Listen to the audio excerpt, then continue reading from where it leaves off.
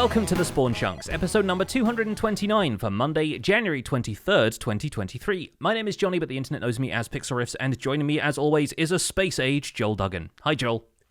Hello, and if you would like to hear more about some space Lego, some video game board games, as well as other games that we've been playing and are interested in playing, then you can check out the Render Distance. It's the extended version of the podcast. You can get it at patreon.com/thespawnchunks.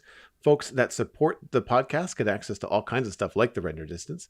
And because of your support, we also have special episodes like this week. We're doing the Chunk Mail Dispenser. It's going to be more email in the show than normal. And we're actually going to be replying to some emails about building and construction, which we asked for last week, which is going to be really, really fun.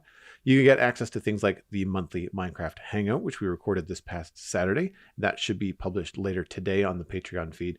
And there are some schedule changes that we should point you out towards, and that is that Johnny is going to be traveling for the next few weeks. So there may be some changes in the recording and publishing times as I work with some guests on the show over the next few weeks.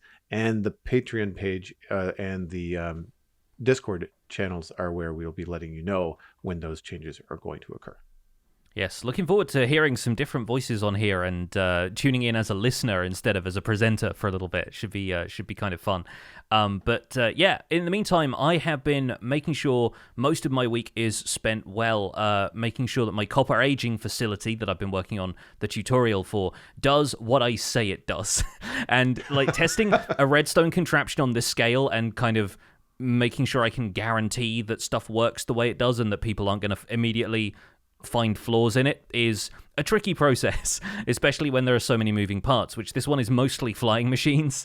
And there are some bits and pieces that I've added in more recently that make sure things work a little smoother. I've even come up with a solution now for what if two of the flying machines collide with each other, which is to prevent the flying machines that could collide with the big one from launching whilst the big one is in action. And I'm really happy with some of the solutions I've made because they are pretty straightforward and fairly cost-effective, but I feel like they're optional add-ons to the machine at this point. So I explained some of them in the tutorial video I've been recording, but they're not necessarily part of the core schematic for the thing because the likelihood of them ever being necessary is fairly slim. And then, I think it's going to work quite well. So the final version is now 3 floors tall, loads and unloads semi-automatically, and can age a single chest or a shulker box of copper blocks at once. Wow. 1,728 blocks. It's about as big as I want to build it in survival, especially looking at the material list and seeing that it's close to 2,000 observers or something. It's a lot. But surprisingly fairly lag-friendly because a lot of the redstone components aren't active while it's doing what it's doing. And the few that stay fairly active are like observers counting the copper blocks aging, which are only going to fire very briefly and every, few thousand ticks as random tick stuff happens to the copper. So unless the flying machines are all working at once, it's actually a fairly lag-friendly contraption. Not sure how it'd stand up on a full busy server, but as far as single-player worlds go, it's running pretty smoothly for me. There are a few issues with it that I still haven't had the time to resolve, it unloads the copper in 72 block rectangles, like a 9x8 of oxidized copper comes back, and then it has the capacity to go back and bring back another one in fairly quick succession. So unless you have a way of removing the copper from the return platform, which right now happens manually, there isn't really a way to stop that flying machine from coming back in, hitting the piston push limit, and then freezing in place a little bit further away from where it's supposed to dock. So right now I'm unloading all of that stuff manually. I'm assuming the player's just going to be there monitoring it with a pickaxe, but naturally people want to AFK these contraptions, so I think I might revise the design and come up with a system which allows you to unload it manually, or at least gets that copper out of the way, so that the next row of copper can come in without incident. But I just haven't been able to figure that out yet. Piston feed tapes and TNT and all of that stuff suggests itself, but the exact configuration of those things with how I have this machine set up is the problem I need to solve. I'm aware of the solutions. I just need to make sure that the solutions will fit the machine as I've designed it, or that a redesign isn't going to mean ripping apart the entire thing and starting again. So that's my life this week, and it's probably going to be what I'm doing up until Wednesday before I go away to the States for a couple of weeks. You must be really good at building flying machines by now, and in different configurations, because that's a redstone component that completely escapes me. Like the moment that I need one or I have to build one, I am going block by block in a tutorial and not always understanding like how it works. Maybe like a brief moment when it actually first takes off, it's like, oh, okay, I see what that's doing. But then like for me to understand that and recreate it, like it's over my head because I've just not spent enough time with them. Yeah, it's interesting. Like, there's some that in Java Edition rely on quasi-connectivity, right? Because you can point an observer above a piston where the air block is above a piston, and it'll still fire. But then the ones I'm using, because you're activating the flying machine from the block above so that it can sort of come into dock at this return station, the observers are pointing down into the slime blocks, and the slime blocks are what conducts the redstone. And so, yeah, figuring out which way around to build those and then what the limitations of that are is an interesting task in itself. But I'm really happy with using flying machines as a solution for spreading copper out over a wide area, because it means you don't have to install long piston feed tapes to get everything into place, and you don't end up with a ton of copper just sort of sat there waiting to be delivered to the right place. Like, the whole purpose of this contraption is that it delivers and returns all of the copper and doesn't just leave it lying around somewhere where it's either not aging efficiently enough or it's just aging prematurely before it even gets to the machine that's going to count it aging in the first place. I'm trying to remember the type of flying machine that I have in the mob farm in the Nether. It's the Wither Skeleton farm. Well, I mean, it does a number of things, but I'm pretty sure that it's a piston that extends in front of the observer face, and that's what kicks off the flying machine. Mm-hmm. It would give two states, but then there's a delay. There's some sort of redstone delay so the observer is only read once. But then the really ingenious part of it, and this is like a Nembon design, is that when it gets to the wall, there's like a single piece of redstone and like a repeater or something like that, and it just kind of like sees that the thing has been there and just shocks the observer just once so that it just returns. And just kind of gives it a bounce. And then when it gets back to the middle, that's when it either needs a continuous source of power, which you're providing by turning the machine on, or if the machine is off, then it won't loop. It won't bounce from the middle. It will bounce at the edge, but not at the middle. So the middle is like your launch point. But we've had issues where like I think I left it going and I flew out of the chunk or something like that. So like I've had to rebuild them a couple of times, and whenever that happens, again, like it's not something I can do from memory, so it's not something I can just stop and do on stream. It's just like, oh no, I'd have to go look up the video, find the like, or even like I find it helpful to like load up, I'll load up the schematic on like my Mac or something like that, and have it like have the world download open on a second screen, and do it that way. But man, like it's frustrating. So I'm curious with the copper machine. Like, you say you're building it now bigger than any of the things that you've built, like any of the versions that you've built in survival? Yes. So I think the one I built on Hermitcraft was probably about twice the size of the one I have on Empires, and even that was maybe 2/3 the size of the one I have here, and this one is over multiple floors instead of just one. So I think the one on Hermitcraft ages about 500 copper blocks, and this one is going to age like 3 times that. It's going to age a full chest. So there's 9 stacks on every floor.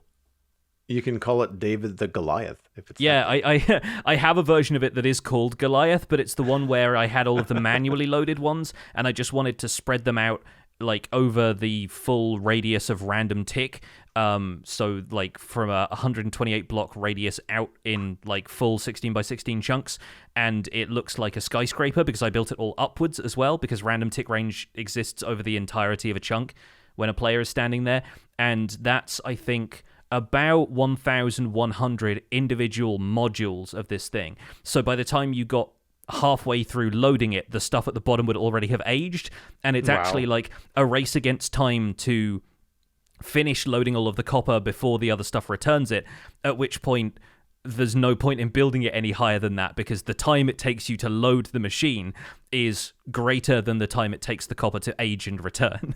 So Wow. yeah, it's a mathematical problem, but that's why I'm sticking to just having 3 floors of it and just doing a single chest at a time. And this is obviously designed to work in tandem with, say, like ENXO4 or Nembon's drowned reinforcement-based copper farms, right? So you're going to have a ludicrously high output of copper. You're dealing with having shulker boxes of copper just lying around. For the majority of people, you won't need that. But the cool thing about this is it's modular enough that you could just build effectively 1/4 of 1 floor of this, and you'd be aging maybe 500 blocks of copper, and that'd be enough for the average player. And that's assuming that you found like a huge vein of copper somewhere that you're mining out.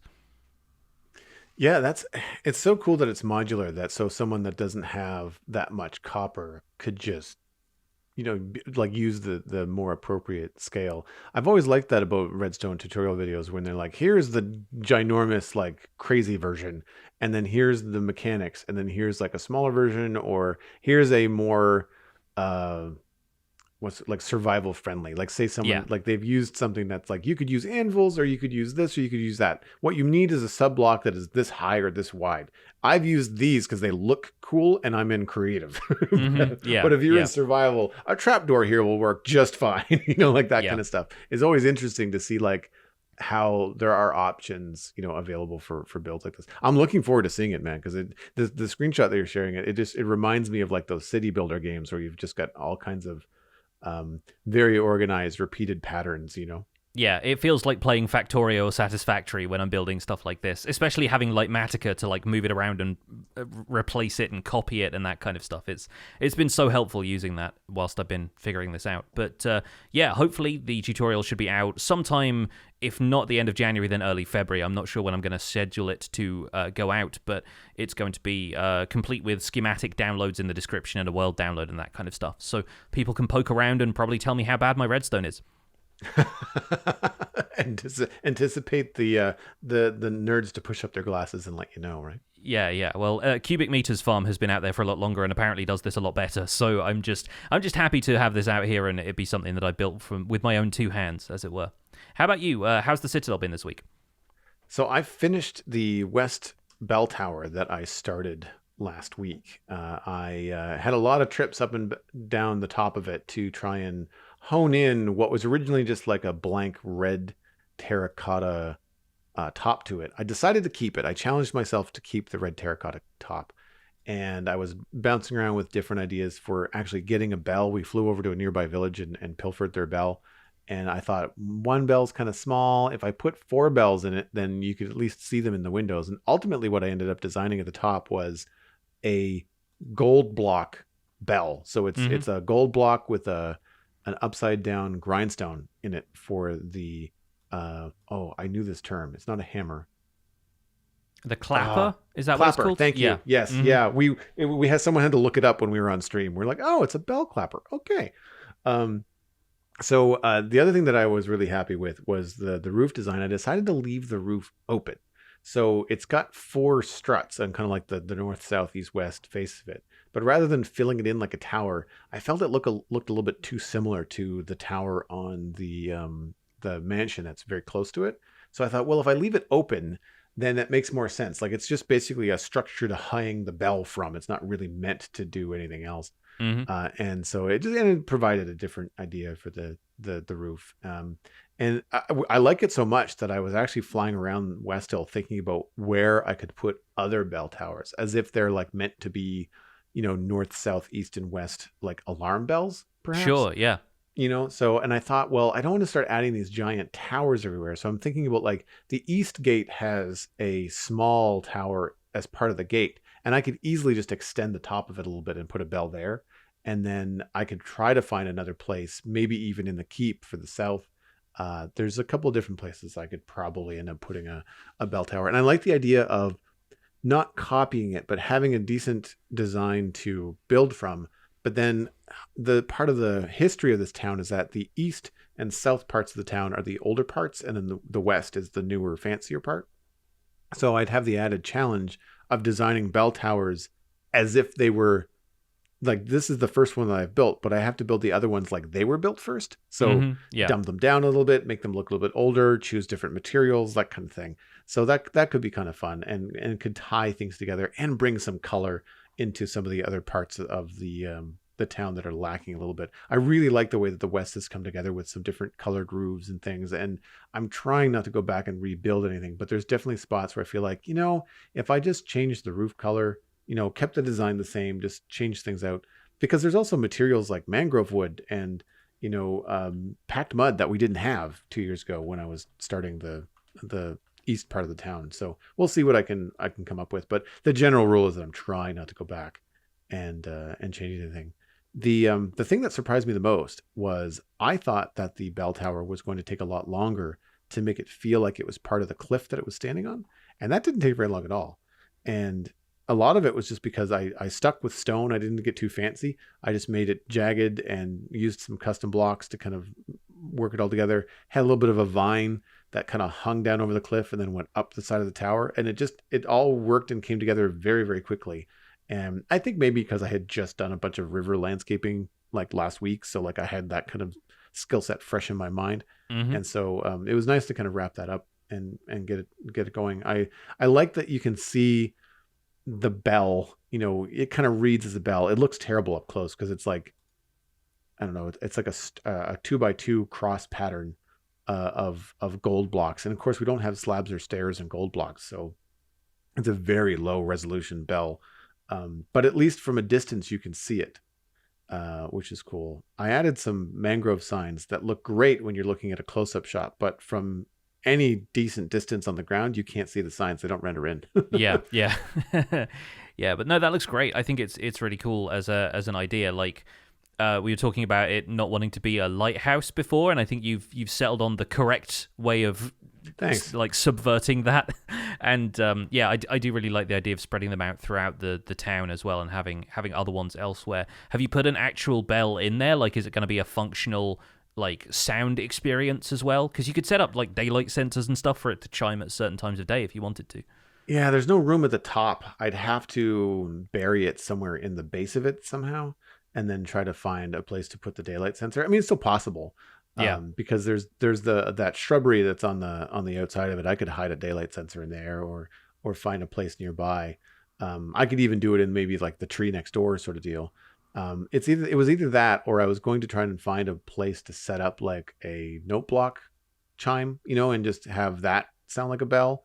But I thought about doing when I was thinking about the bells themselves going up top.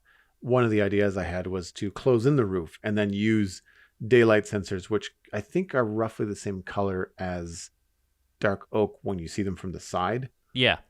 So using one of those to have the bells kind of do their thing.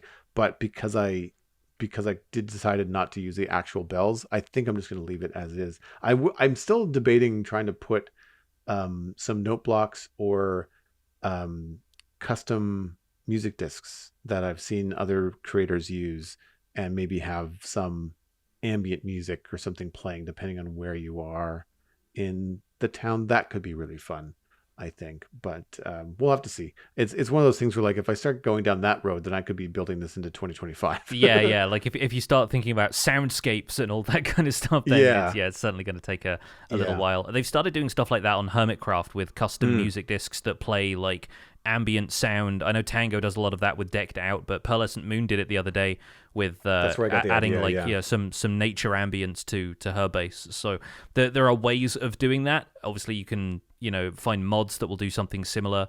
But yeah, I think it's the kind of thing that you can certainly sink a lot of time into a certain project if you have something on this scale. But it does help the area feel more alive too. So that's the trade-off, I think, with that kind of project.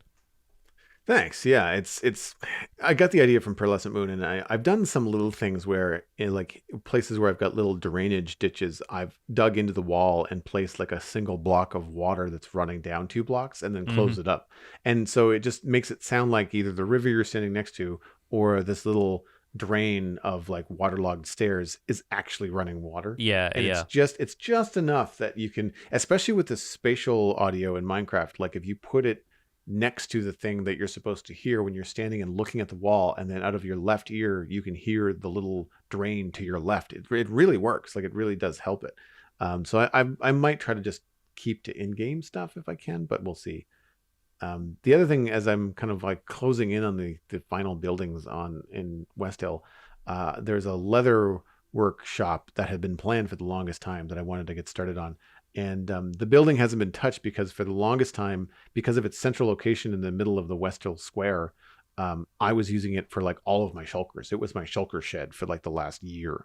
And so I finally went back to it and emptied it out, put all the shulkers in the square, and started to kind of like redesign it, because I realized that everything else around it looks really good, but then it was still pretty basic. Even though I liked the roof shape, I had two problems with it. One, it was an even build. It was 6 wide, not 7, which is always challenging. And it was also, as I walk in the west gate, it's like it's right in your face. It's a building that you look at the entire time you're walking down the road. So I thought, okay, I have to change this so at least it's something more interesting to look at while people are coming down. So I added kind of like an L shape to it. It was just a single build on a slight angle, but now it's like an actual L or T shape. And I've got like a gable that's facing you on the street when you're walking in, and I'm going to decorate it with a bunch of different things. And I've got room for a small garden or something out front. I didn't want to put like leather drying. I didn't want it to be like a tannery. I figured that stuff would happen maybe outside the town, because it stinks. Like I don't think it would be something that would happen like right in this house. I think this is going to be more of like the finished garments. Maybe the person that's sewing all the leather together is working inside, but not like the person's like stripping the animals and stuff. And I'm really happy with it. I decided to put like a little courtyard or entryway that I haven't done in a lot of places. And the way that this happens to be situated with the T shape in the crook of the T is going to be the entrance, and I was able to put like a little walled porch sort of thing in that area, and it just makes the build feel bigger without adding a lot of like excess to it. And so far so good. Like I lucked out in a dark oak roof, which is pretty easy, looks good in the area, and so I'm kind of doing a mix of dark oak and spruce, and it's just the beginning phases of it. But man, it's really challenging to redesign a building that not only already exists, but you've been walking by for a year. Yeah. And then you have to redesign it. And you're like, so much of your brain is like, you want to keep it somewhat the same because you like it. But at the same time, you're like, but it needs to be improved. And when you're trying to tweak something and adjust the roof and nudge something one way or another, because like I said, it was 6 wide and I needed to make it either 7 or 5, depending on which end it was. And so like that took forever, Yeah. So I only got like about a half stream into it because I was doing a lot of puttering around earlier. And I'm happy with it, but it's going to take some time, I think, inside and outside to get it to look right. And somebody was asking me, like, the other day, what is something that you've really pulled from all of this building that you've done in West Hill? And for me, I think the ability to have like a pocket repertoire of roof shapes that I can just go to now. Like I've got 6 or 8 that I just know how to do, right? And if I'm trying one and it doesn't look right, I can just go to another. I'm not sitting there stuck thinking like, well, what do I do now? And I think that combined with the ability to think about building the roof on the outside and how it's going to look on the inside at the same time. This actually looks really cool. I forgot to take a screenshot inside, but the inside looks supported. It has some cool color changes. So even though all these builds are like player scale and there's not an inside color and an outside color, what the thing looks like inside is very much what it looks like outside. I'm really happy with my ability to build a roof and have, like, in my brain, I'm thinking about what it's going to look like inside and outside at the same time. And that's not a skill I had, I don't think, a couple of years ago. Yeah, I know a lot of builders who'd be very jealous of you having like a vocabulary of roof work that you're now applying to some of these builds, because myself included, like I always struggled with roofs. I feel like I'm a lot better at them now, but in the past, was not a big fan of building roofs on anything. And in survival, it's always one of the trickier parts of the build because you're falling off it occasionally and you have to have ways of getting up and down, and ladders and scaffolding are obviously there now, but it's always been a bit of a hassle. But looking forward to seeing if West Hill develops over the next couple of weeks, I'll be able to tune back in and you'll have made a whole heap more progress, or you'll be moving on to the next thing. So, oh man, times. I don't even know what the next thing is. Well, can take February to find that out. We're going to move on to the next thing for the show, which is the news. And we actually have some news this week. There is a Java Edition snapshot. The first snapshot for Java Edition 119.4 has been released. This is Java Edition snapshot 23W03A, which we got on Wednesday, January 18th. So the changes include vexes now use a separate charging animation when empty-handed, armor stands now preserve custom names when placed and broken, and there is a new accessibility onboarding screen for players launching the game for the first time, along with a suite of accessibility changes, including added arrow key navigation. The resource pack screen can now be navigated by keyboard only if you're not a mouse user. Auto jump is now off by default, where previously it had been on since it was implemented in around Minecraft 1.9, I think. They've added a new notification display time accessibility option, which changes how long notifications like unlocked recipe toasts, advancements, subtitles, and selected item names are visible for. Menu screens can now be navigated using the arrow keys as well, and when navigating with arrow keys, sliders need to be activated by pressing Enter or Space to start changing the value. There are a bunch of other technical changes in 23W03A, which include fire now burning out faster in certain biomes. This is now controlled by the increased fire burnout biome tag.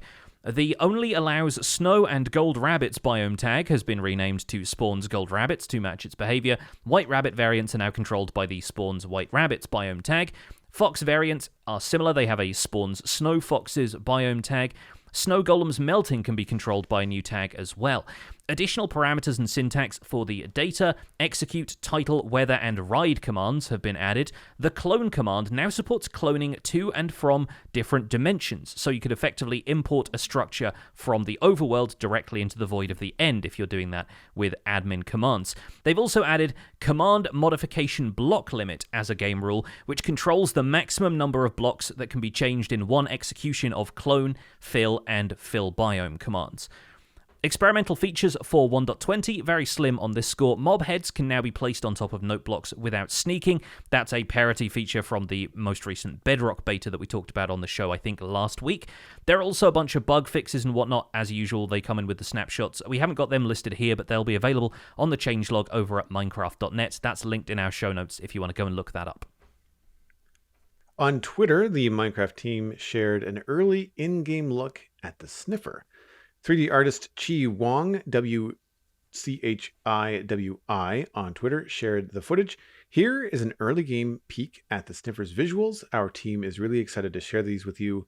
Let us know what you think. And in a follow-up post, Chi also shared some in-game screenshots. We'll have a link to those in our show notes as well. And I think we should start by talking about the Sniffer, because it's going to be fresh in everyone's minds, and this is really our first look at the mob, aside from what we saw in the mocked up animated versions of the mob vote intro videos. So I think the Sniffer looks really good. A lot of people talking about the detail it has in the texture, and I think Japper weighed in on this on Twitter and just said, like, this is because it's a larger model, so we get to add more detail to it because we have a larger canvas to work with, but it's effectively the same resolution that's shared by the same amount of surface area on other mob designs. So you look at turtles, for example, you get a similar level of detail in the size of a turtle. And I'm very happy they have 6 legs, which is one of those things that we couldn't decide upon from the visuals in the animated intros. But I genuinely think it makes them a more interesting, more unique creature. And I don't know if it makes them an arthropod or not, if anyone's interested in killing them, but I don't see many people wanting to do that because they're just adorable. Their walk animation is really cool as a result of having 6 legs, and they're bigger than I expected. They are very large, very tall, I think, is the main thing. Like, I expected them to be like a little bit shorter than a player, but the size of their back actually makes them maybe a couple of pixels taller than the player model. I was actually surprised at the height, and that's one of my criticisms, is that I think that they have to be squatter. I don't know whether they have to get shorter. If they're not going to get any shorter, I feel like they should be a little bit wider. And if they're going to be, or if they're going to be the same width, I think they need to be a little bit shorter. I think that, and this could just be the first impression I got from the pixel art in the Tiny Yen's video, But I feel like they could be a little bit more like an ankylosaur, if you know what I'm talking about from Mm-hmm. the dinosaur perspective. And because they sort of look like, when they look head on in some of these screenshots, it reminds me of like a semi truck, like an 18 wheeler. And so it feels a little bit too like it's going to topple over maybe a little bit. But I mean, as a first impression, like, it is really, really solid. I love the animation. They could even go even more exaggerated, I think, with that lumbering animation. That if Mm-hmm. you watch closely, the back, so the body of the sniffer kind of sways side to side Yeah. subtly as it moves. I think they could rock it a lot more. I think you could really kind of have it look like it jiggles around a bit. I love the weight that the legs have. Um, the advantage that the sniffer has with the body type is that they can kind of hide the legs underneath the body and move Mm-hmm. them up into the body, so it looks like it has knees when it walks. You notice that it's not doing the cow shuffle, right? Yeah. It's not Yeah. doing the treadmill thing. The legs go up and they come down, and when they come down, there's like a weight thump to them. Very, very well done compared to other animations in Minecraft. Not so sure how I feel about the sniffing animation. I like the idea. I'm just wondering if it might be a little bit too exaggerated. It looks like it kind of stretches the model a bit, and I Yeah, don't yeah. know There's a how I lot of feel about it. stretch in there. Yeah. Definitely. And but the one of the things I really like that I don't know if we saw in the video, but the screenshots that were tweeted directly afterwards, there's like a resting animation where the legs just kind of stick out to the sides and it just kind of like plonks itself down. And I love that. Like that's part of like the big dog energy that this thing has for me, and it's just like they just look like adorable critters, and that probably makes them like slump down a little bit so they're shorter than the player again, Hmm. which might help to even things out a little bit if you're actually in the world with them. We also don't get a look at the smaller ones from what I saw. Like I don't think they had any that were No. like the baby version, and they've said there are going to be growth stages for this. It starts as an egg, hatches into a smaller one, then grows into an adult size one, and that's obviously stuff that they didn't share in this early look. But once again, working with the philosophy that they've introduced for 1.20 features, which is we are not going to show you any of this stuff until it is ready to show you. I think this is really strong. And if we don't get a snapshot featuring the sniffer this week, I'll be kind of surprised, but they may just have more work to do in terms of its life cycle to do before they really want to implement it in game. Most of the feedback I've seen from the community has been really positive. I think some people, like you, are concerned about the size and want to make sure it feels a little bit more balanced. And some people argue that the quality of the texture and the quality of the animation is making some other mobs with more basic visual style look kind of outdated by comparison, which I don't know, I kind of agree with, but there's always going to be that, past versus future thing with Minecraft now, considering it's a 12-year-old game. So Yeah. it really depends how much energy and effort and time they have to put into revising old stuff when they could be developing cool new stuff. Well, I think that revising old stuff is the kind of thing precisely that fits into minor updates. Mm. The point ones, the point twos. I mean, yeah, we saw a change to the Vex model recently, yeah, for example. precisely. Stuff like that, yeah. Precisely. Like, I think, changing the zombies so they look like they stomp around instead of being on their little Minecraft treadmill. Easy. Like I shouldn't say easy, but like it's a straightforward change that doesn't require a full release of Minecraft. It's not a big selling feature, but I think that it's just one of those things where, like, hey, we've brought the zombies and the skeletons in line to match the new walk cycles that we've been doing. I think that's fine.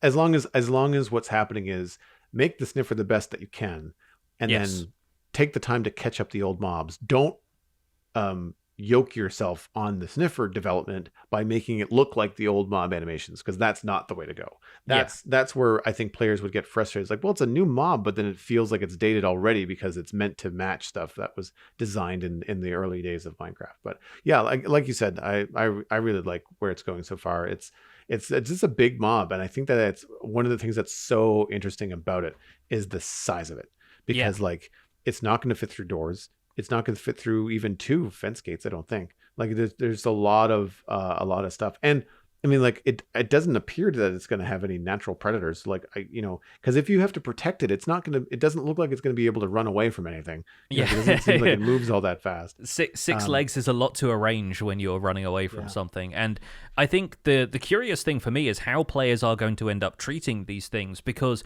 obviously knowing cows, pigs, and sheep and whatnot from the real world, there are real world practices for caring for these animals and farming them, whereas the Sniffer is a completely unique creature. How are people going to take care of it if they decide to adopt and foster a new group of these things? Are they going to be put out in like a pasture sort of environment like cows? Are they going to be allowed to roam freely as they are in the video and just kind of sniff the flowers, which seems to be their favorite thing to do? Or are players going to just like develop another way of caring for them as a standard? I expect a lot of them are just going to be crowded into pens for simplicity's sake, but I'm also kind of curious to see what players who prefer the natural environment of Minecraft and celebrating that are going to do with the Sniffer. I mean, one thing that crossed my mind would be it looks ripe for having 2 saddles on it. I know that the camel's already doing that, but like I feel like even just riding this at all would be fun. It's akin to the pig. Like it's not going to get you anywhere anytime fast. I just think it would be kind of silly and cool. And I mean, anybody that's watched Avatar: The Last Airbender, it reminds you of Appa, right? So like you kind yes, of instinctively you want to get on it, right? So like you want to see what it can do. Yeah, and I think the Striders would get along very well with the Sniffer somehow, even though they're used to a more different environment. So I don't know how you'd get the Sniffer near lava without all of that foliage on its back going up in flames. But I do think that the two, especially with them both having fairly like wobbly side to side walk cycles, I think there's a lot to be said for the animation style of those two creatures, and they have red color in common and that kind of thing. So it's almost like Minecraft biology is taking cues from elsewhere in the world, even though they occupy 2 separate dimensions most of the time. I like that they're going with made up animals, made up mobs.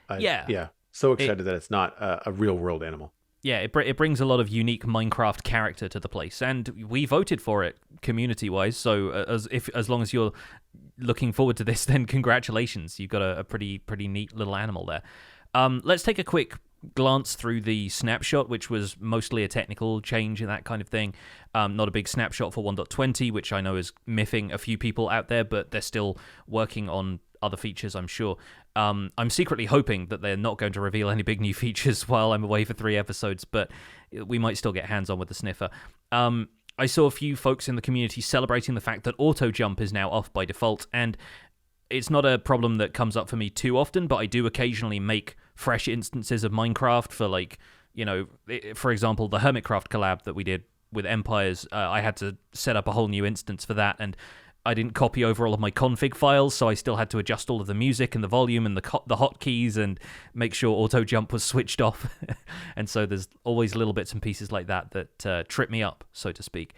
So I think a lot of people are quite happy about that. Accessibility features, always a good thing. I'm not the target demographic, but I'm sure many people are going to benefit from those.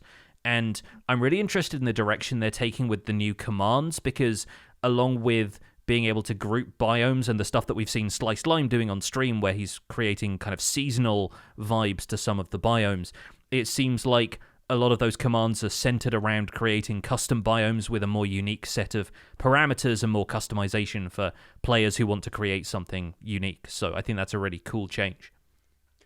I agree. I mean, it all sounds like great creative tools for people that are either doing modding or, maybe making custom maps. Although, like most of the custom maps that I see, like they seem to be on the Bedrock marketplace. So, like, I don't know what the Java kind of world needs in that realm, so I'm less familiar. But I mean, again, like more creative tools and more straightforward tools. And it sounds like a lot of these things, when they're described, it's like, this sounds like something that Minecraft should just do or have accessible to players anyway.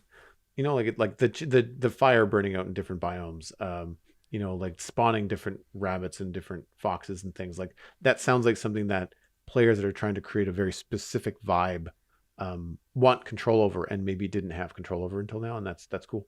I wonder how much of that is coming from players, if it's player feedback that is like, these are the things that are frustrating us, is like not being able to spawn foxes where we want to spawn specific types of foxes, that kind of thing. So hopefully that's coming from player feedback, and Mojang is listening to that.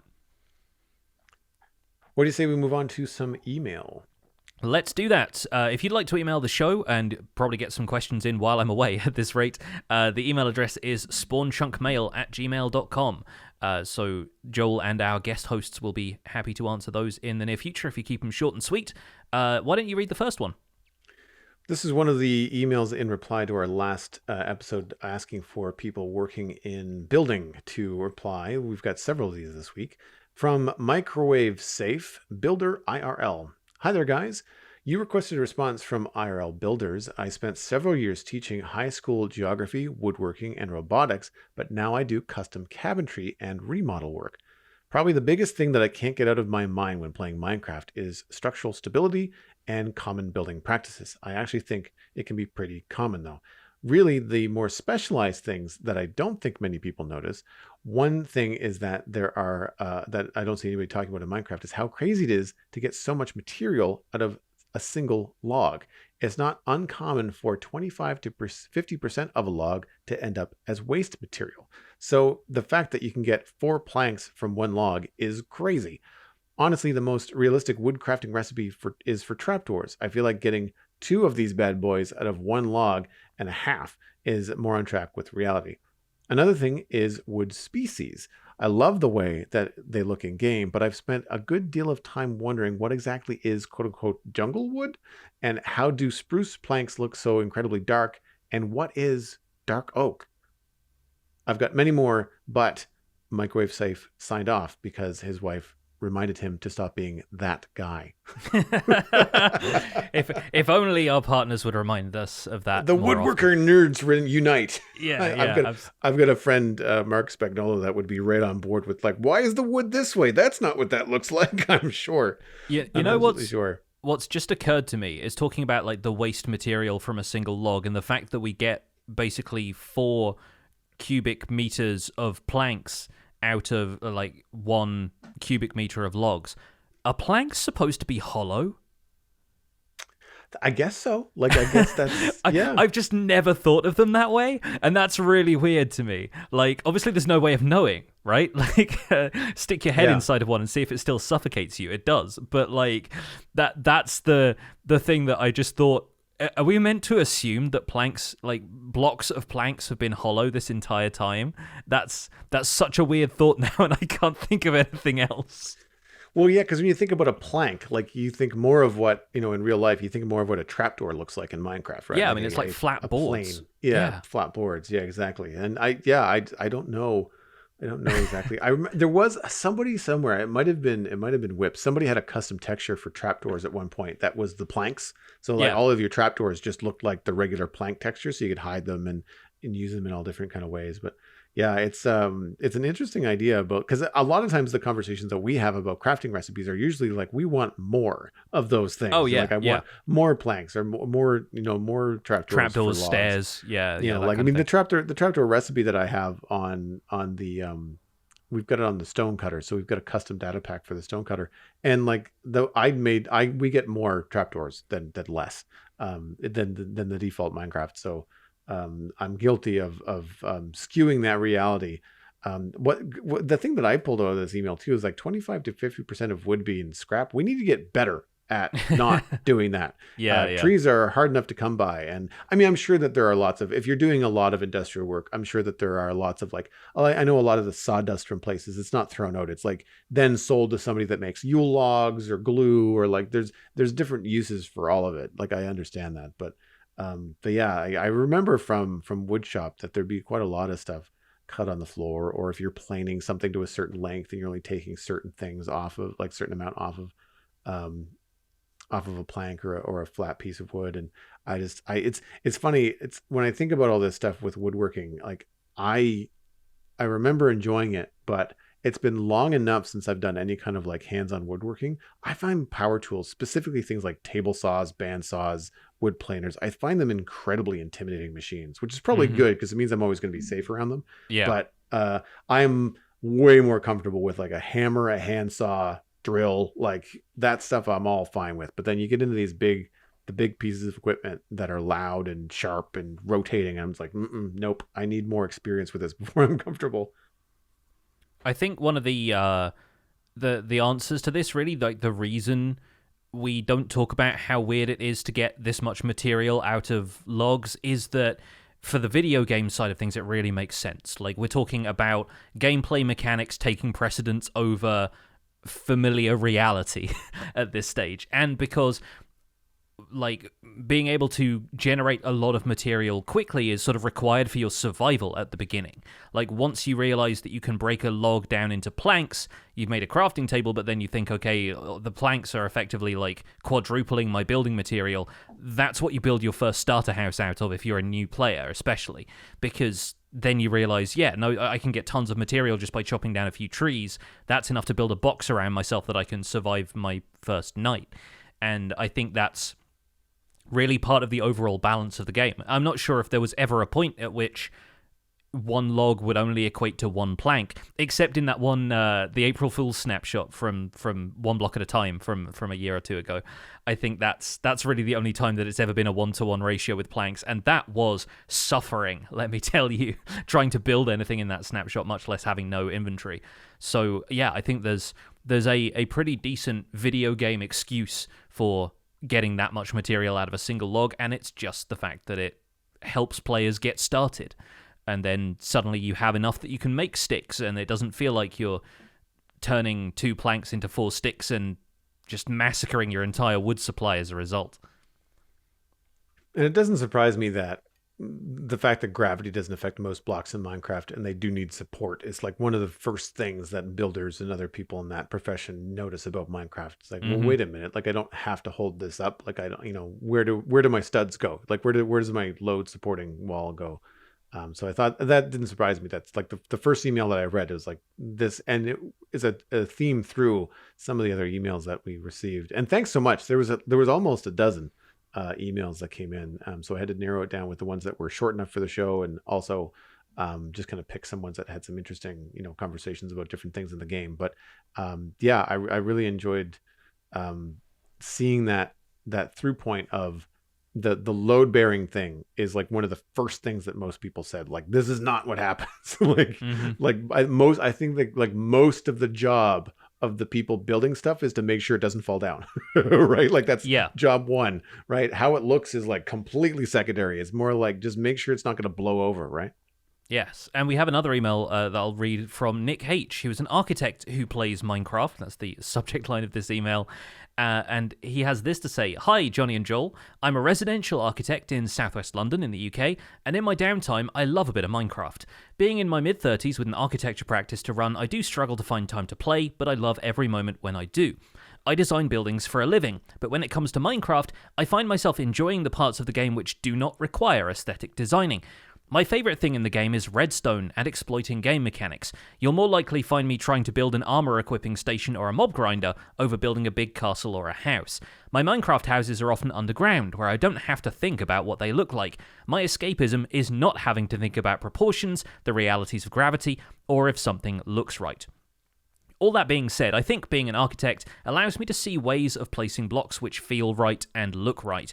When I finished my armor equipper, putting a decorative facade on it is a lot of fun, and I'll subconsciously create something which looks good, to the annoyance of my brother, who is an attorney and not creative at all. Listening to you both keeps me sane while I'm drawing up construction detailed drawings. Thanks. Nick died from a collapsing castle, which was not up to code. More with the support and the collapse and the different functions that these buildings have to have. And I thought it was really interesting that an architect doesn't get into Minecraft and starts building fancy things. It's right? Like the last thing that they want to do. It's escapism, yeah. And that point of view hadn't occurred to me. It makes perfect sense. Yeah, like I can see that being the case. Like I can imagine my sister, who is a biochemistry teacher, probably loving a game like, I don't know, Spore, which would just make absolutely no sense on like a biochemistry and genetics level, but is just going to be delightful to muck about in for a few hours as a sandbox. And so, yeah, that makes perfect sense. Being able to step away from all of the concerns that you have at work, that sounds like a good time to me.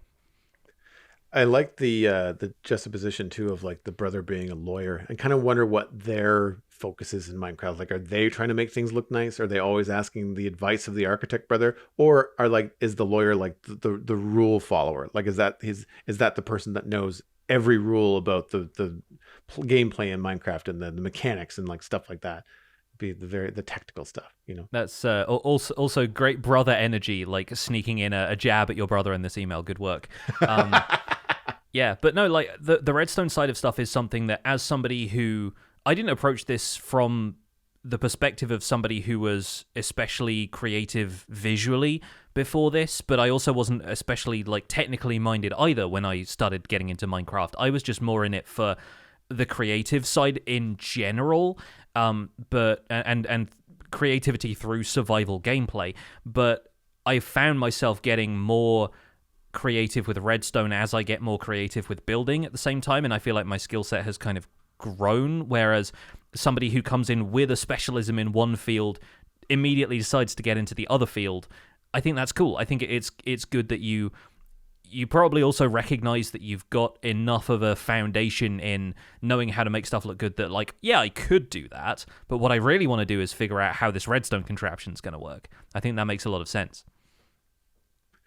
I think too that the draw to even work in things like caves or dig underground and take care of more of the mechanical, the engineering, the digging around and gathering stuff. And in a way, in Minecraft, it's like quote unquote getting your hands dirty, right? Like it's because as an architect, you're not like on site hammering nails, right? Like you're designing stuff from your studio, and I thought that was an interesting way to look at it, and as well something that I know that I have a sigh of relief when I am building something like another tunnel and I don't have to worry about what it looks like from the other side. It's just this side, right? If I want to do an effect that requires a 4-block deep kind of like layer of different, you know, blocks and glass and effects, I can do it and just have no cares what it looks like from the outside, because there either is not an outside or our vibe in the nether is just like things just look real strange from the outside if you happen to see a tunnel. But yeah, I thought it was a really interesting take that, you know, designing things on the inside is more appealing than the outside. It occurs to me that one of the guys I used to play on Decidedly Vanilla with back in the day, BJW, who is I don't think he creates content much anymore, but I think he dabbles every so often. But I think he's a landscape architect by trade. I'm trying to think how much terraforming he did. I don't know if it was all that much, but yeah, the guy at least knew how to put 2 and 2 together with blocks. So I think it's really interesting that people can bring that kind of experience into the game and choose to use it or ignore it, as the case may be. Our next email comes from Tedable, another UK architect. Hey, Pix and Joel. I'm an architect practicing in the UK, so technically I don't build things, but I have an intimate knowledge of how buildings are put together. My experience as an architect has definitely impacted the way that I build in Minecraft, specifically in relation to scale, proportion, and detail. Some skills I've transferred to my Minecraft builds include allowing enough headroom, at least 4 to 5 blocks, laying out builds on a structural grid, blocks spaced out at multiples of 3 or 4 being a good rule of thumb, and using the wall blocks to build internal quote-unquote stud walls as opposed to full blocks because of their slender profile, and an appreciation of the brick block, and so on. The list could go on, but hopefully that provides an insight as to how somebody in the profession might think when creating Minecraft builds. Tedable was squashed by a timber rafter that wasn't supported properly, thus concluding the through line of our emails. The trilogy of unfortunate deaths, yes. Yeah, I think, thanks for sharing your experience. I think it's really interesting that architects are into brick blocks, despite the fact that my main problem with bricks is them not looking nearly as diverse as they do in real life. And maybe that's the kind of thing that people will just throw a texture pack on it and call it a day. But I always find that the vanilla brick blocks are frustrating to me as somebody who looks at brick houses all the time, by virtue of the fact that none of the bricks look identical to each other in any of the brick walls around me. So I think that's part of the reason I shy away from brick building when it's not just a structural element like a fireplace that feels like it should be made out of bricks to begin with. I can imagine that being something that people were really excited about coming in from an architectural standpoint and realizing that's one of the few blocks in Minecraft that has a modern texture, right? Or contemporary texture, I should say. So I imagine the architects that were playing before 1.12 dropped and we got concrete. You know, like I feel like having colored concrete and all that kind of stuff is something that's really, really interesting for a lot of modern builds and helps a little bit, because I think I mentioned before, like, you know, the idea of steel reinforced concrete being a big shift in real world architecture, and then having concrete added to Minecraft having that same effect, being able to build different things and different structures that looked a little bit more like contemporary stuff. I found that I actually do the 4 to 5 block thing subconsciously. I wasn't doing that as a rule from any kind of architectural knowledge. It was more, I just thought it looked better.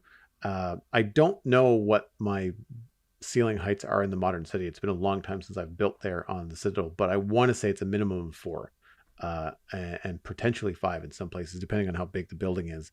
I know in Westhill it's smaller.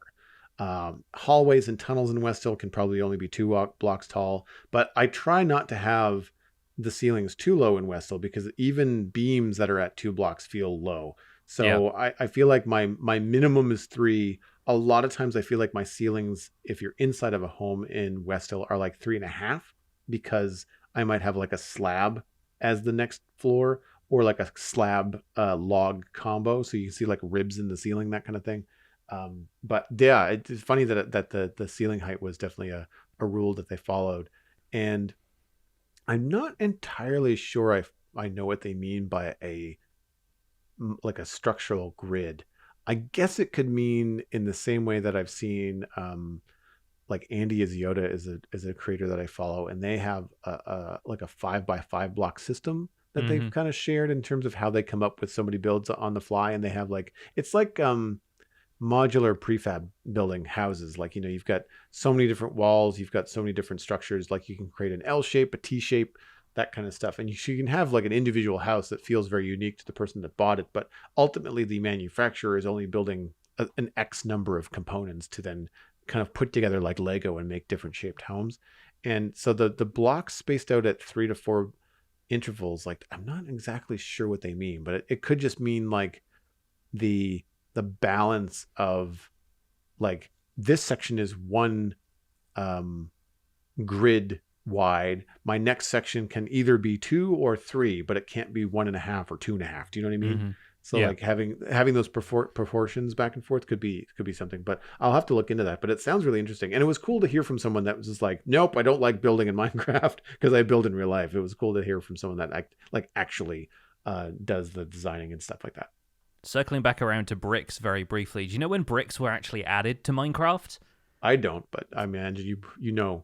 The same update as creepers. It was one of the earliest updates. It was according to the Minecraft wiki. This is I wasn't playing Minecraft at the time, but this was Minecraft Classic 0.26 survival test, which is the same one that added iron blocks, stone slabs, TNT, creepers, spiders, stone dropping cobblestone, stuff like that. Like, so when the early mechanics were being ironed out, that's when bricks originally got added to the game back in October of 2009. So a very, very long time ago. So you've got good taste for classic blocks if you're into bricks in Minecraft. There you go. Our next email comes in from Green Ninja 5, and on a completely different tack, the subject is banners and signs. Hello, Spawn Chunks. I have a quick banner upgrade idea. What if banners were combined with the functionality of the new hanging signs? I'd love to hear your thoughts and any other ideas you have on the subject. Green Ninja 5 was driven insane while trying to craft a banner with more than 6 patterns. Yeah, it's an unfortunate affliction that takes all of us from time to time. You know, I think we might have mentioned this in a previous episode, but the Illager Bad Omen banner actually uses more than 6 patterns in Java Edition, and you can't replicate it. Like, you get to a certain point, you get stuck because you can't add enough layers without using commands. I didn't know that. Yeah. I tend to not mess with banners. But every once in a while, I'll make some curtains or something that looks like a curtain pattern. But after that, I tend to just look up the patterns online. I was like, how do I do this? Oh, okay, cool. Somebody else has already taken the time, given themselves a headache and shared this information online, so I don't have to go through the trial and error process. But a lot of times I just kind of like banners as just plain colors, and for me in Westhill, like I'd love to be able to use them horizontally as flags, which I know I've mentioned before, but I am on board with this, and I think it makes sense. Hanging signs equals hanging banners, and I think that would be really, really cool.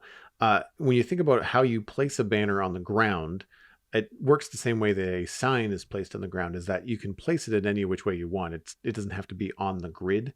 And I think that having that advantage of a hanging banner would be the same thing that happens with the V shape of a hanging sign when it's put underneath a solid block. And I think that would be really cool. I don't know about hanging a banner from a banner. I think that might be a bit of a stretch, because at least with the signs, you've got another solid wood thing to then hang the next sign from. So that makes more sense to me than being able to hang multiple banners. But imagine how cool it would look if you had like that cool banner looking combination of hanging signs, but then the bottom one was an actual banner. It would kind of create something new and interesting there. And I like the idea of hanging banners on the side as well, being able to create a different shape, because I don't think that they're wide enough to have a full banner there. So it might be like, maybe it's a narrow banner if you hang it sideways. Mm-hmm. And I don't know what that means for patterns. I think it'd be really cool for, color coding your nether tunnels, or stuff that you can see when you're walking down a tunnel and you see the face of the hanging sign or the hanging banner, rather than having to look like and see the banner like edge on if it's outside of a tunnel. I think you can color code all kinds of things. We certainly have a lot of either advertisements, or in a lot of cases like decorative things on our lampposts in the city here around Christmas time, and you'll see them kind of stretched next to the lamppost, kind of on the lamppost. And it's like, again, it's a hanging banner, and it could be anything from like, a Symphony Nova Scotia ad to maybe just like a wreath or some colorful Christmas type design that's just meant to help decorate the city and be bright and colorful. And I think that like there's all kinds of cool art installation and architectural installation things I can think of if we could hang banners from stuff. Yeah, the you see them around Brighton all the time, advertising like theatre shows and Brighton Fringe Festival and events like that. Yeah, so I can see that happening. I think, yeah, it's weird that hanging signs are the response to, well, we can't connect signs to the underside of something, and banners effectively have the same problem, and that makes a lot of sense.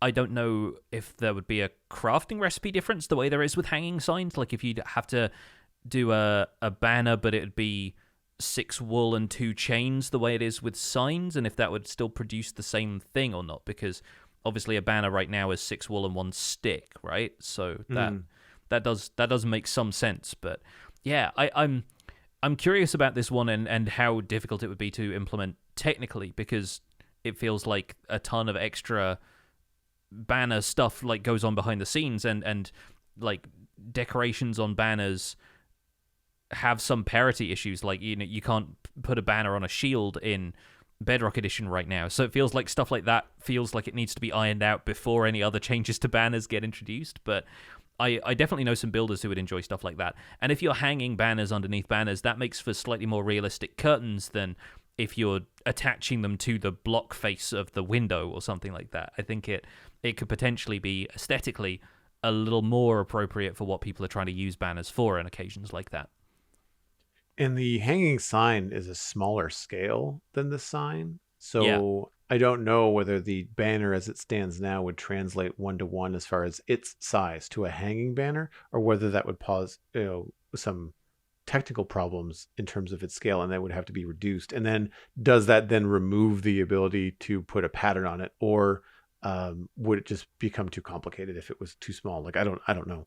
Yeah. There's a lot of things to consider. Not least the fact that there's also 16 colors of banner. So again, it's adding a ton more banners. But yeah, I think it's a good line of thinking to go down. Like, when new stuff like hanging signs gets added and it feels like it's disrupting sign usage, which is something that's been in the game for a very long time, not apparently as long as bricks, but long enough time. You sort of think, well, what other knock-on implications does this have for other mechanics within the game? Where else can we find this setting a precedent for other things to change? So definitely a good thought, and maybe we'll be coming back to this in future, saying Green Ninja 5 was right.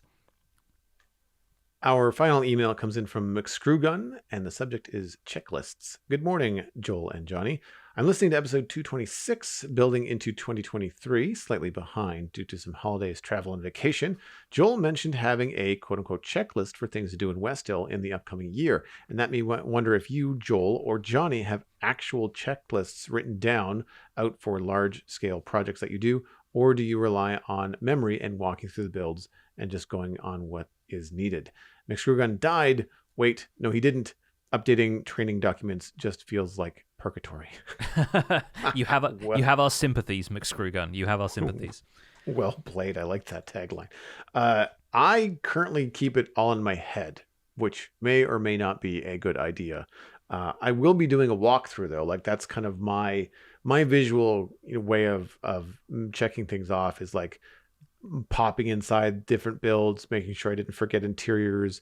I'm sure I'm going to be walking along a street going, oh, wow, I didn't plant any bushes here. Like this is just an empty flat street. I need to create some depth and stuff like that. And I get that feeling when I'm walking around. It's why I try not to fly too much in Westhill. Like when I'm going back to my bed or going back to shulkers and stuff like that, unless I'm running low on time on stream, I try to walk because I start to make mental notes of like, oh yeah, I've not textured this street at all. Like it's all just plain stone brick everywhere.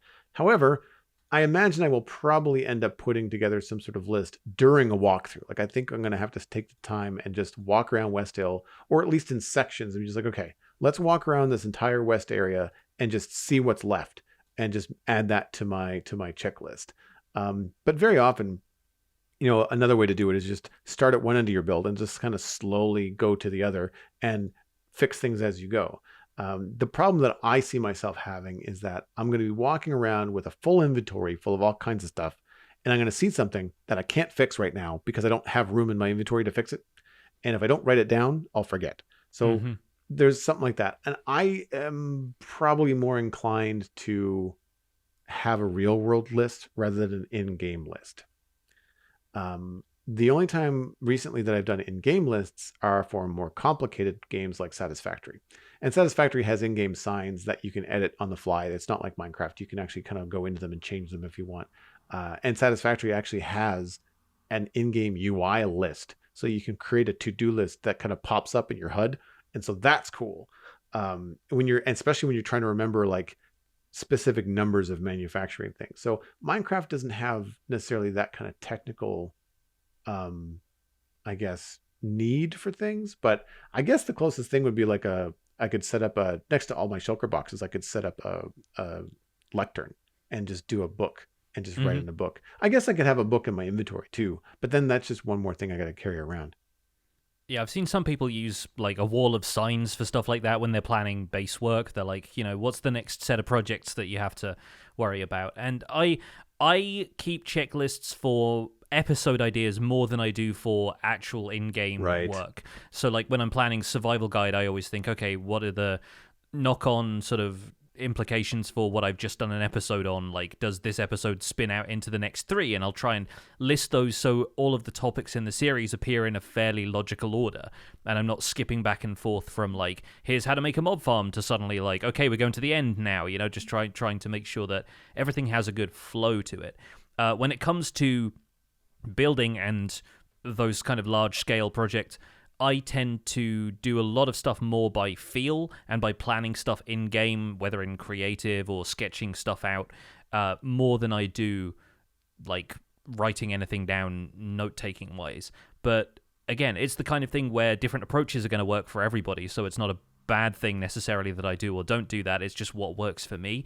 I'm a very visually motivated person, and sometimes I'll write something down and it will make sense to me at the time, and then I'll come back to it later and go, I have no idea what this means. It just says carved stone pillar, and I go, where was I planning to build that? No idea.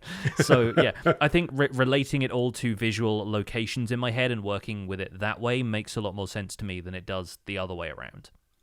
And I tend to make visual references in Minecraft before I make written ones. So like I will rough in a bush really quickly and really in an ugly way to just say, Joel, your brain fart right now is to put a vine in a bush going up the side of this house. But so I don't forget about it, I throw it in real quick. So one, it's there to see, and two, it's also going to be ugly, and it's going to like my eye is going to twitch. It's going to be like you need to fix this. And like if I'm going on a supply run, like if I'm going to repair my elytra, and I think, oh, while I'm going all the way back to spawn and all these other places, are there any storage facilities that I can pilfer? What do I need? And I'll take one of those blocks if I need spruce logs, bricks, mud, mangrove wood, whatever. I just put one of those in an empty inventory, right? And just say, oh, that's what I need. Like I just need stacks and stacks of these 4 or 5 blocks. And that way I don't have to write it down. I just have them in my inventory. The one time I kind of cheat is we have the Wandering Trader data pack where we can buy mini blocks. And I very well often want like 6 or 8 of them. And it's hard to remember all of them because they've got such long names. And so I will recite them a couple of times, and then one of my mods in chat will send like a highlighted message into Twitch chat with the list. Yeah, And they so I can just look over it to the yeah, chat. Yeah. and I can just look over at Twitch chat. And it's like, all right, what do I need? I need moss. I need basalt, deep slate gold ore, or like polished blackstone super something, like all that kind of stuff. And that makes it easy.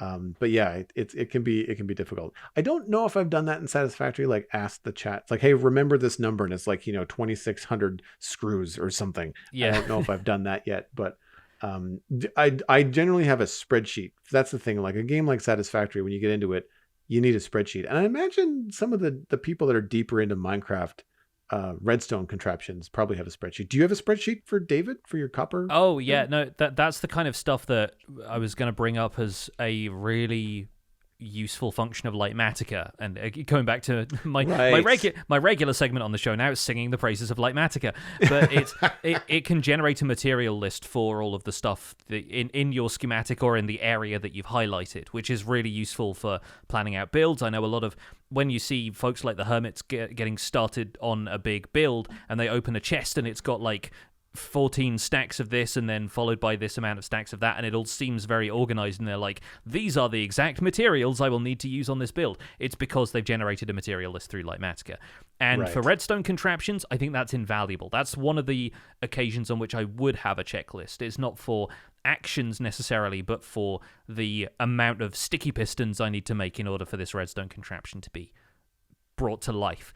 And yeah, I think that's probably the occasion on which note-taking really helps, especially when it comes to things which are a pain in the butt to craft. If I want to have, 200 dispensers, I make sure I craft 200 dispensers on the spot instead of just winging it with the amount of dispensers that I have, because it gets disruptive to your flow if you suddenly have to go and craft a ton of bows and throw them on the ground and start doing all of the dispenser crafting grind. So, yeah, note-taking, definitely worthwhile, and if you can get either the helpful note takers in your Twitch chat, or if you can have other tools that are able to compile that kind of stuff for you, makes your life a whole lot easier. But that is where we're going to leave things for today, folks. Thank you so much for listening to this episode of The Spawn Chunks. You can find more information about the show and links to some of the stuff that we talked about today at thespawnchunks.com. The music for the show is composed by me, and The Spawn Chunks is proud to be a listener-supported podcast. If you're getting some value out of the show, why not consider putting some value back in? Visit patreon.com/thespawnchunks to join our community, where pledging at any level will get you an invite to our patrons-only Discord chat. You can listen to the show live as it is recorded in Discord every week. You also get our monthly Minecraft audio hangout, and you get the backlog of all of the patrons-only content that we've done throughout the podcast's entire existence. We currently have 336 wonderful patrons, which is down 2 from last week, so we'd love to get some more people jumping on board. Special thanks go out to our content engineers, Hunter555, Jumbo Sale, and Yitz, for your support on this episode. Sharing the podcast with your friends is the easiest way to support the show. You can find us at The Spawn Chunks on Twitter and Instagram. Personal recommendations are the easiest way to share the podcast. Just tell a friend about The Spawn Chunks and where they can go to listen to it. That includes Spotify, Google Podcasts, iTunes, and YouTube. Be sure to leave a rating and a review on your favorite platform. You can email the show once again at spawnchunkmail@gmail.com. The RSS feed is linked on the spawnchunks.com, and the patron-only RSS feed is on the Patreon page. That's where you can listen to the render distance, the extended version of the podcast.